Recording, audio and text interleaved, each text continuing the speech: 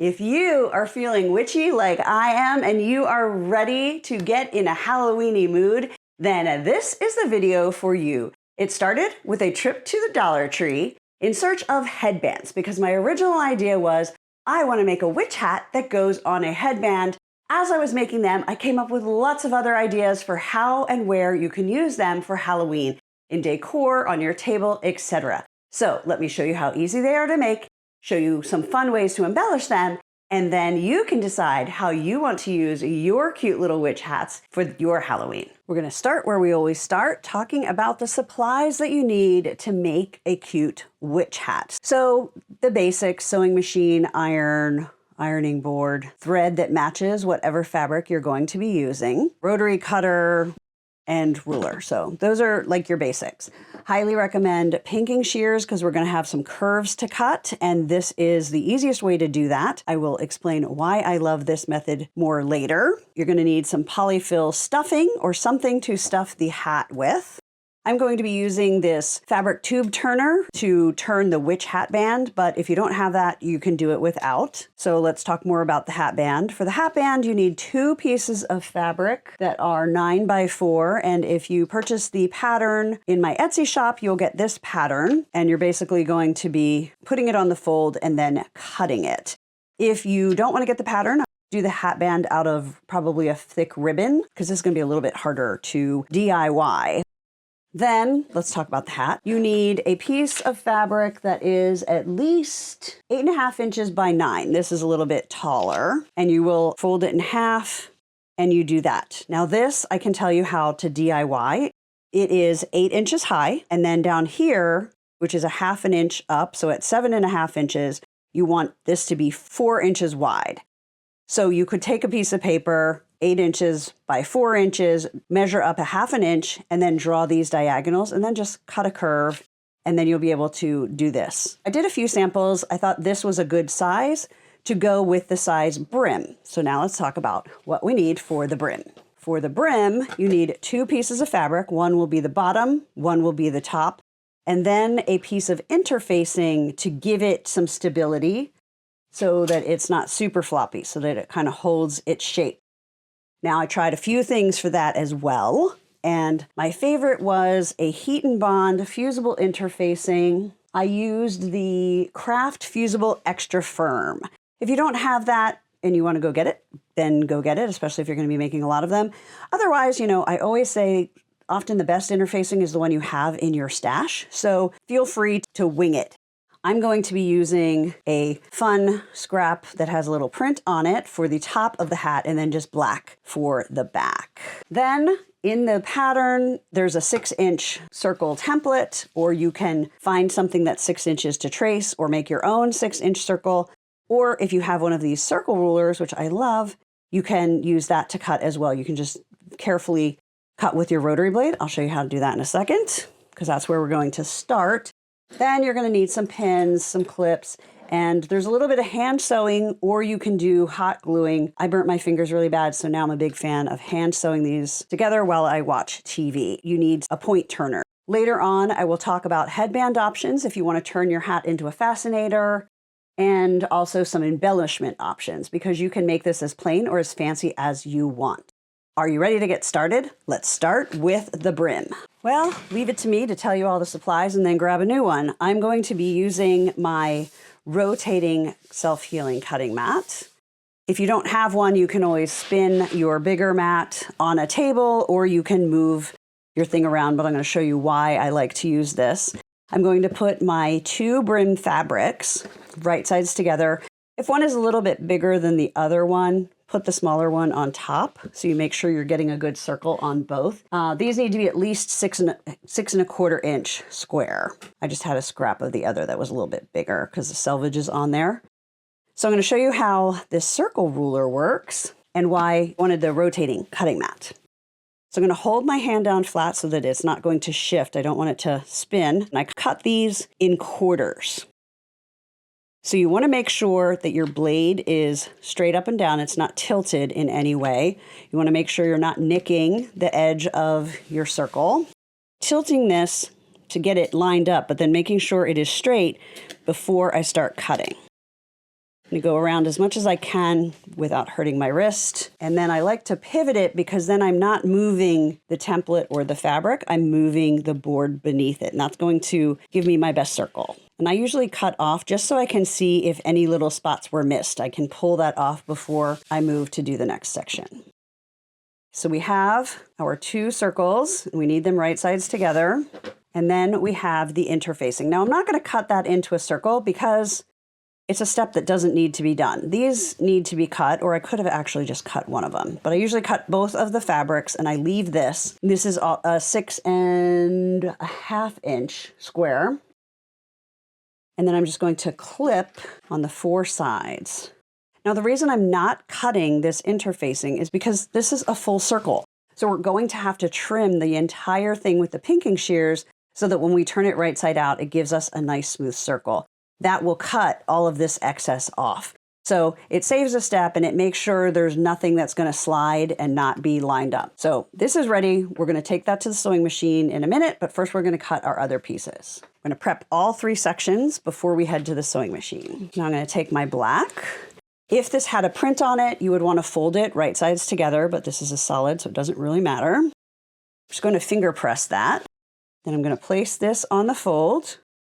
Now you can cut this one of 2 ways. You can pin it and then cut it with scissors. I am just going to, again, rotate it.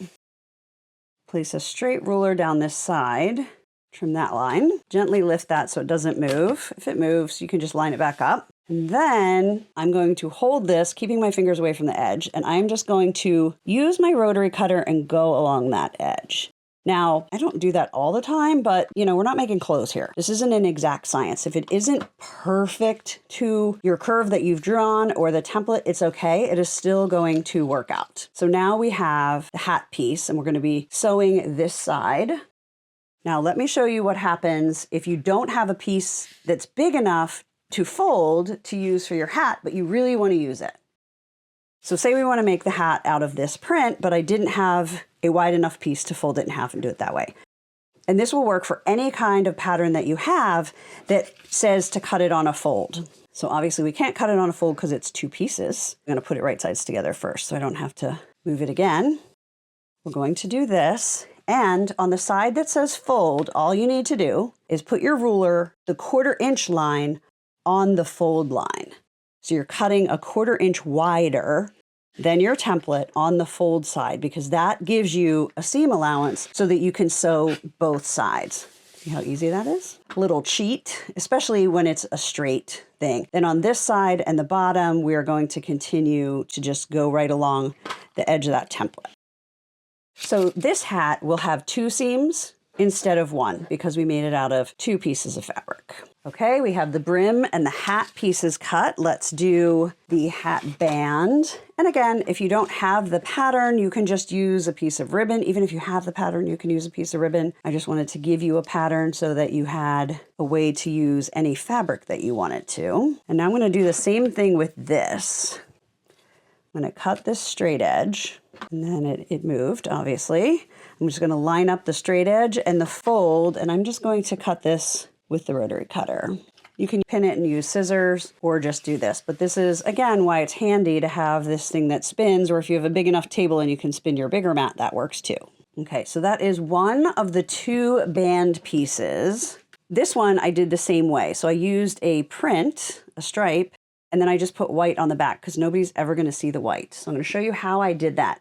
I know I'm using a solid. I could have easily done 2 pinks, but I want to show you this method of using your less expensive or your more abundant scraps. I'm going to place this on a piece of white scrap fabric. I'm going to make sure the white is going to be a little bit bigger than the pink. And I'm just going to cut a rectangle. You put it on here so you can see it better. And this, the theory of doing this is the same as with the brim. We're going to have to trim both of these long curves with pinking shears, which will cut all of this off. So I will just pin this together and we're going to be sewing. Everything is with 1/4 inch seams. So this is a fun project. Originally, as you saw in the beginning of the video, I had just planned to make a fascinator with it. And then as I started making them, I thought of other ways to use these hats, just as a decoration, as place cards for a fun Halloween, luncheon or dinner party. So many different things that you can do. So let me know in the comments what you think you will do with them. So we have the hat band, the hat brim, and 2 hat cones ready to roll. So let's head to the sewing machine. For the hat band, I'm going to sew with a 1/4 inch seam around both curves and 1 short end. And because I have so much extra fabric, I'm going to just start off of the band. So any bird's nest that might happen will be on the part we're going to cut off. So I'll just hold that top thread and get going. Once you get onto it, you want to go backwards a little bit to secure the stitches. And for all of this curved stitching, you want to use a short stitch length. I'm using a 1.8 so that when we cut it and turn it, it's going to have a nice smooth curve. If you use longer stitches, your curve won't be quite as smooth.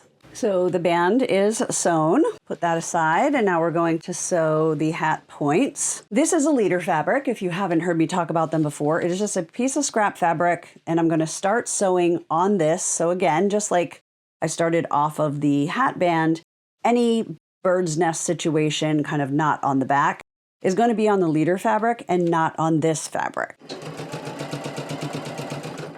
But once you get onto your project, remember to go backwards and forwards so that you're securing those stitches.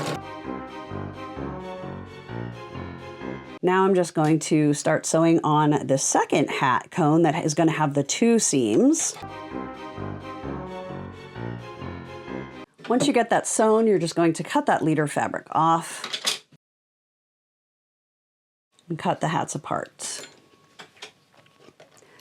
Now, before we press these hats, we need to trim these points. So for the one that I sewed both sides, I'm going to come up and down because there is not much room right here for fabric to be. So you want it to be trimmed pretty close to the stitching. But again, always making sure you don't cut any of the stitches that you put in there or your project will fall apart a little bit. This one, sorry, you can't see that stitching very well. We just have to cut once because this side is a fold. So you do not want to cut that. Now we have one more thing to sew, and that is the brim. And this one, we're going to use the short stitch length again. We're going to sew a 1/4 inch from the edge of the circle. And try and leave as little as possible open for turning because then you have to try and get it into a curve when you're folding it under and pressing it, which gets a little tricky. So there's 2 ways to do this. Now, what I've done before is I've left like a 2 to 3 inch opening, and then I have, trimmed and turned it and then had to tuck that under and get it into the curved shape, which it works okay, but I can always tell where it is. So this time I'm going to try something a little bit different. We're going to see how it works. So I'm going to start here. I'm going to go forward and back, and then we're going to go all the way around. So we started right here. Put the clip there so you can see it.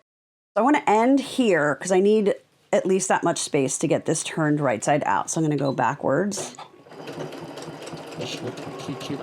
And now here's what we're going to try together. Let's see if it works. I'm going to keep sewing, but I've started and stopped at these 2 spots. But I'm going to keep sewing because that is going to put a stitch line and basically dots in this fabric. And I think it's going to make it fold under better. We'll be picking this section out with the seam ripper. Just another way to do it, and let's see how it works. So I don't want to go all the way onto this because I want it to be easy to take that piece out. All right, so I don't know if this makes sense to you. So I finished here. I started here, you can tell by the string, but I still sewed here. And that is just to give the fabric an idea of where I want it to fold. The next thing I'm going to do is I'm going to instantly grab my seam ripper and I'm going to pull those stitches out. So I just pulled out that little section where we're going to turn it. So we have our initial sewing done. Let's head back to the workspace, do some trimming, turning, and stuffing. All our sewn pieces, we're going to grab our pinking shears and cut the brim and the curve on the hat band. I usually just do it over my trash so I don't end up with fuzz and little pieces potentially on my mat. It's just one less step for cleanup. And I'm just cutting really close, but not on the stitches. I'm cutting at an angle on those corners. Now, obviously, we don't need that white to be bigger than the pink. And because this is so small, I'm just going to cut it with scissors. You could use your rotary cutter and a ruler as well. So that one is cut. Now we're going to cut our circle. Now it's important to not cut on the fabric where it is open because we need that to have enough to turn under and sew together. So what I like to do is I always start where we ended. So this is where the end stitches are. So I'm going to start there and I'm going to go around until we get to the beginning. And I'm going again very close to the stitching, but not clipping the stitching. Now this is where we started and this is what's open for turning. So I'm going to go out here and you can go beyond the 1/4 inch seam allowance with the pinking shears. That's fine because you still have enough to turn under. So now we have some turning to do. Let's start with the hat points. I try and do as much of this with my fingers as possible. We already trimmed the tips when we were at the sewing machine because this is what you have the potential of pushing your turning tool through that point or through the fabric or through the stitching if you're a little overzealous. So I like to get it out as much as I can with my fingers, and then I will go back in and just very, very slowly and gently push that out. And this isn't going to go into a perfect point because you can see how tight that point is, and all that fabric, even though we trimmed it pretty close, is not going to fit in there. Okay, so that one's done. I'm going to turn this one as well. So those are both turned. Now, if you have tube turners, I'm using the 1/2 inch tube turner to turn this. Normally you think of these for straight strips of fabric, but this isn't super curved and it will work. And if you have the tool, you might as well use it, right? So I'm going to just plop that in there. Then you take the stick with the pointier end and you gently push the fabric into the tube and then take the tube off. Then you can use that point to gently push those corners out. And then as you take it out, just run that point along the outside curve. It doesn't work very well on that inside curve. We'll deal with that when we're ironing. But you can really get a head start on that outside curve by using that. Last thing is turning this brim right side out. Now, I'm going to admit, it's a little tricky because I try and do as small a hole as possible, and this is a little bit stiff. So what you want to do is you want to fold this down where the two seams are and get it folded back. See how it's folded down like that? You don't want to put a ton of strain on those stitches. So if you fold them down, you're going to have a lot less pressure on it. Then you just kind of pinch that together and pull it through. Kind of pulling down on that open edge and pulling up on the rest as you go. And then again, with your finger, just push along that circle. See what a nice curve we got? The better you cut your circle and the smaller stitches and the more precise you sew that circle, the better circle you're gonna have, obviously. So now we have the issue of having to turn this in. Oh my gosh, that stitching really helps. You didn't see me do all my samples, but I can tell you getting that pushed in and curved is working a lot easier because the fabric already kind of knows what we wanna do. They're like, all right, you already sewed on that line. Maybe that's where she wants us to fold. So let's get the iron set up. We'll do some ironing and then we will stuff those points. Always start pressing on the sewn side because that side is already out pretty well for us. And then you're just going to kind of roll with your fingers to push those seams out. We'll start over here and move towards the open end. I usually stop about 1/2 inch from the open end because we are going to tuck that raw edge in and press. Now, I had an idea as I was pressing that. It would be kind of fun to add people's names. Like if you're going to use this for a place setting, for some kind of a gift, or maybe you're making them for a classroom, you could use your Cricut and heat transfer vinyl. And after this is sewn together, you could just center and put names on here. Or if you wanted to use machine embroidery, I would do it ahead of time. You could do a decorative stitch down there, anything that you want.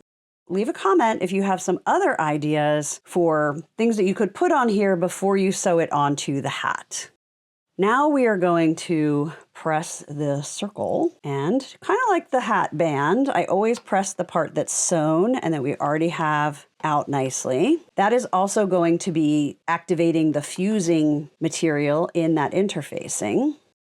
So when I'm doing this edge and pressing, I keep the part that has the interfacing on the bottom because that's easier to fold when you're kind of folding up and have it nicely secure on your ironing surface. So I'm just kind of finger pressing that. And then I'm going to fold the top fabric to match.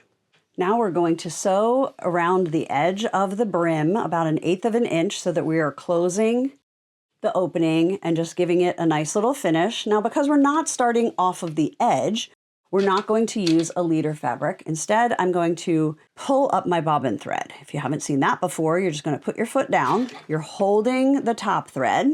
Then you put the foot down while still holding that thread, and lift it back up, give it a little yank. I know it's hard to see the black on the black. And then I'm going to grab tweezers and pull that thread up. Now I'm going to hold both the top and the bobbin thread, put them under the foot. I'm going to hold tight. I'm going to take a few stitches forward and then a few stitches back, still holding the threads. I usually let go of the threads after about 10 stitches to make sure nothing's going to get sucked back down under and create a knot or what we like to call a bird's nest. And now I'm just going to slowly sew all the way around the edge. And now I'm going to show you how to stuff these hats 2 different ways. So for this hat, it's just stuffed fully and it's straight. This one, I like how I put the little bends in it. So I'm going to show you how I accomplished that. We'll do this one straight. You just start with a really small piece because it needs to go up in that tip, and just shove that up in there.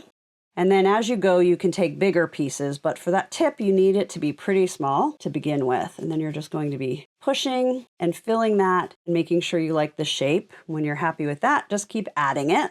And you're going to keep filling it until your filling is about 1 inch down from the edge of your hat. Okay, so that's good. See, about 1 inch. Now we're going to make the crooked hat. So we start the same way as with the first hat with a little piece of the fiber fill, and we push that into the tip. Then we're going to put our next piece of stuffing, but we're going to leave a little bit of airspace right here where we want that first bend to be. We're going to do 2 bends. So don't push it super tight, but we want to keep a little bit of air right there. So I'm going to squeeze that between my fingers so that I can still get that stuffing pretty tight, and just move it with your hands to get a feel for how you want it to be. So the first one will go like that. This one will go like that. If we put a pin there to stop us from pushing the stuffing too far in, that's going to be helpful, and then we can get it stuffed easier. Okay, so we're about 1 inch from the bottom. So now we're going to stitch that closed. So I put a piece of black thread on this needle, doubled it, put a knot at the end. Just work around, just some little stitches. I kind of fold it in because the goal is for this to be sort of circular. Oops. We don't want it to be super tightly sewn because it needs to be able to fill out. So we're just loosely closing this so that we're going to have an edge when we sew this top to the hat brim. And as I mentioned before, if you prefer, you can glue this. You see how now we have that base that we're going to be stitching onto the hat, but first we're going to do our little tucks to make that curved top. I'm going to do the second one first, and I'm just going to fold it until it's how I like it. So you can do it less or more. I like it like that. So I'm going to put the pin into the center of the fold so that the knot is in there, and then I'm just going to do, I don't know, 3 or 4 stitches to hold that down. So same thing again, just bend that how you want it to be. I'm going to have a much more pronounced bend at the top. Look how fun that is. So the next step is to place the hat in the center of the brim, and then you're just going to stitch all the way around to tack it onto the brim. Now that the hat is sewn onto the brim, we're going to put the hat band on. Now this band is designed to be a little bit big because some people will make this a little bit fatter, some people will make it skinnier. So we want to make sure it is big enough to meet or overlap. So what you're going to do is you're just going to wrap it around the bottom of the hat, put the open edge underneath, and then overlap the sewn edge as far as it needs to go, and then you're going to sew that shut. Now before I start stitching that, I line it up with the seam line of the hat. So I'm just going to really quickly stitch the band together. I'm not stitching it even to the hat. Leave me a comment and let me know what you think. How and where will you be making these hats, and how many do you think you will make? So now we have another cute little witch hat with a little crook, and it can be done. It can be done just like this, or we can add some stuff to it. We can add some embellishments. For example, this one you can see has all these pom-poms, and that is just a 8mm pom-pom fringe trim, they call it, because I wanted it to have lots of these little pom-pom balls. We didn't seem to have enough when I did it once, so I put 2 rows so that it's got lots and lots. But let's look at some other things we can do to embellish and make these a little bit fancier. Now let's talk about embellishments. Well, these hats are super cute, just the way they are. If you want to jazz them up and kind of throw the kitchen sink at them, you can do that too. So I have gathered some ideas. I got these at the Dollar Tree. These come with clips, so you can kind of clip them on the hat band, and then if you change your mind, you can take it off. You could have spiders kind of coming off the side of the hat. That's kind of fun too. Okay, in the bathroom, I want to show you how to get the hat on the headband exactly where you want it. So what you're going to do is first you're going to put your headband on. Got my sparkly one from the Dollar Tree. Then you're just going to take your hat, I need to fluff my hair a little bit more. You're going to take your hat and you're just going to move it around and decide where you love it on your headband. I think we'll do slightly crooked on the right. That's kind of fun. Now I'm going to just put my finger right where the center of the hat will be on the headband. Pull that off, and I'm just going to put a little clip on there. And that is how I will know where I want to sew this or glue this onto the headband to make something super cool. So you can see I have a wide variety of hats now. This one is just very simple, kind of Salem witch hat. This would be great for a table. I used a wavy rotary cutter and cut a 10-inch square just to give that orange accent between the big plate and the salad plate, and just put that cute hat on top. I think it makes for a fun Halloween table thing. You can put them around the house. You can hang them, put some fishing line in there and have them hang, just like the ghosts, you know, do some starch ghosts. I'll have a link below the video for how to make the super easy starch ghosts. And then you could do ghosts and hats this year. And I'm sure there are more things we can do with them that I haven't thought of. So let me know in the comments if you have more ideas that you can share with me and the group, or just let me know what you're planning to do. So what do you think? What are you going to use your witch hats for? So get the written directions and the templates for the fabric hats in my Etsy shop. That link is also down below.